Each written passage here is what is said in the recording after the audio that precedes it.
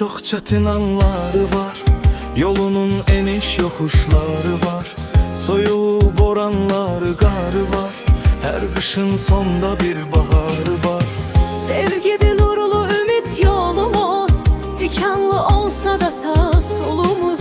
Hayat oyunundaki rolumuz, kavuşan iki aşık sonumuz.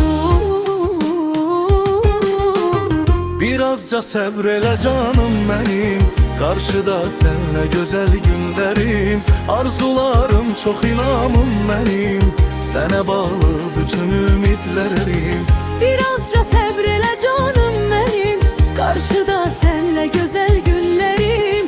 Arzularım çok, inanım benim, sana bağlı bütün ümitlerim.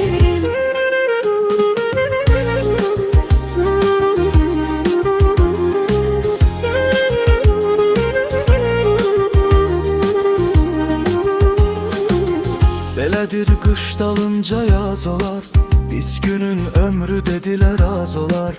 Durular sular bulanmaz olar, kara günler ah bembeyaz olar. Bu hayat mennalıdı değil boş, menzil hoş olar, niyetimiz hoş. Könlümüz olsa eşk ile serhoş, geçecek birge illerimiz hoş.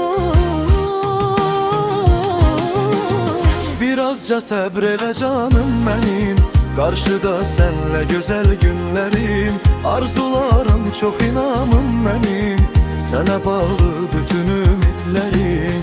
Birazca sabreyle canım benim, karşıda senle güzel günlerim. Arzu